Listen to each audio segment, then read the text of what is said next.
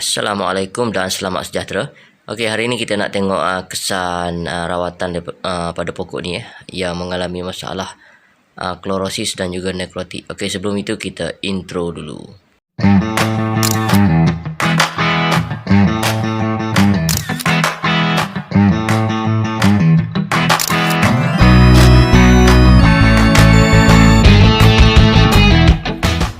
Okey, baik.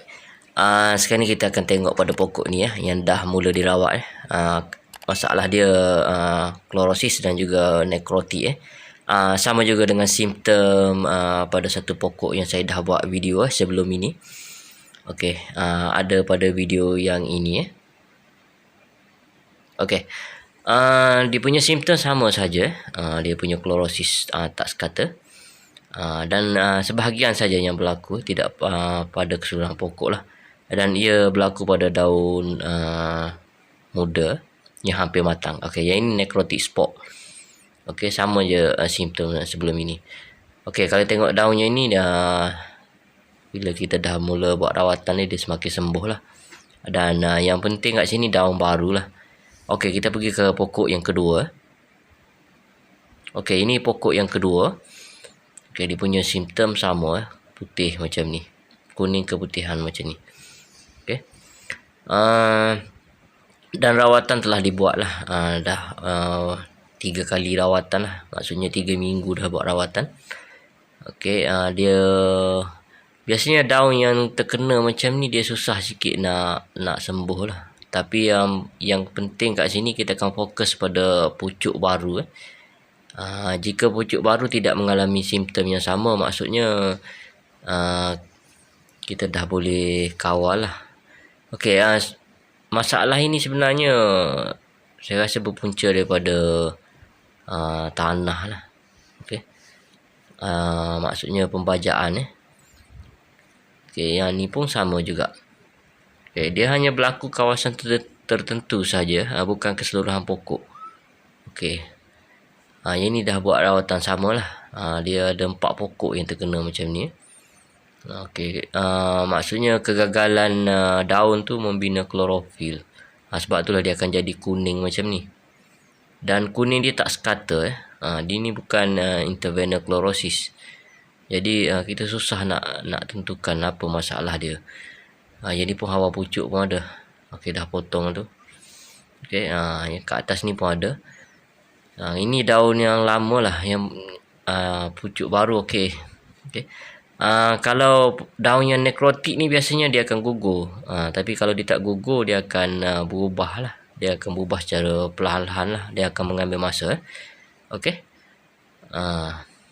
Kalau tengok pokok ni tak ada, kawasan lain tak ada. Dia cuma ada kawasan tertentu saja, seperti yang kawasan yang inilah. Okey. Mungkin juga faktor pembajaan lah. Kita membaja air tak berapa cukup. Itu mungkin salah satu faktor. Okey, sama juga dengan pokok ni. Okey, daun yang lain tak ada sangat. Okey, kalau yang ini dia akan berubah perlahan-lahan lah. Pokok akan membina klorofil lah selepas rawatan. Okey, dan rawatan yang saya buat ialah penggunaan zinc, trace element lah. Iaitu saya pakai zinc mix, zinc mix. Dan dah 3 minggu lah dah buat rawatan dengan zinc ni.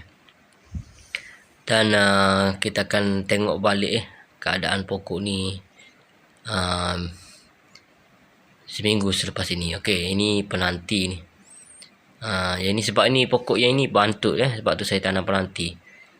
Tapi kerana kekangan masa, penanti tu dah besar, tak sempat buat kaki ganda. Okey, ini selepas minggu yang saya dah buat video sambungan lah. Okey, kalau sahabat boleh tengok dia punya klorosis tu dah berkurangan. Tapi bahagian tisu yang mati tu dia tak akan berubah lah. Seperti contoh yang ini. Cuma yang tisu mati ni, yang nekrotik ni, dia tidak merebak ke bahagian yang lain lah. Okey. Seperti yang ini, dia akan berubah perlahan-lahan lah. Klorofil tu sudah mula dibuat oleh pokok lah. Okey. Sekarang ni yang daun baru tu dah jadi matang lah ni. Okay, yang ini daun lama lah. Okay, yang ini yang nekrotik. Yang nekrotik dia sebab tisu mati, jadi dia tak akan pulih lah. Kecuali yang klorosis dia masih lagi boleh boleh menjadi hijau balik. Okey, baik. Ini pokok yang kedua. Okey, kat sini daun yang kat atas ni tak ada berubah sangat lah. Yang bawah ni ada perubahan sikit. Jadi yang ini rawatan seterusnya saya akan buat pemulihan tanah lah dengan cara menggemburkan tanah, menambahkan tanah kompos, kemudian penggunaan baja organik lah, dan siraman ketosan dan juga amino acid. Okey, yang pokok yang ni daun dia tak ada perubahan sangat lah, tapi seperti yang saya dah cakap sebelum ni, kita perlu fokus pada pucuk yang baru lah. Okey, jika pucuk baru sihat, dia pokok ni akan okey balik lah. Okey, biasanya daun yang lama ni kita susah nak pulihkan kembali. Okey. Okey, yang ini pokok yang ketiga. Okey, pokok ini dia ada simptom nekrotik ataupun tisu mati. Okey, kalau yang tisu mati macam ni dia tak akan pulih lah. Kalau setakat klorosis tu dia akan pulih secara perlahan-lahan. Jadi seperti yang sahabat boleh tengok daun dia tu dah kembali hijau gelap. Cuma klorofil tu tidak sepenuhnya lagi lah. Okey. Seperti yang ini juga. Dia akan pulih perlahan-lahan lah. Sama ada dia gugur ataupun dia akan pulih perlahan-lahan. Okey. Dan pokok ni kebanyakannya daun baru lah ni. Okey, seperti yang kat belakang, daun kat belakang. Okey. Kalau yang ada nekrotik, yang ni tisu mati macam ni, biasanya kalau tak gugur dia akan, yang kuning tu akan pulih, yang nekrotik tak akan pulih lah. Okey, seperti yang ni dia akan berubah perlahan-lahan lah. Okey. Baik, ini pokok yang keempat simptom yang sama lah. Okey.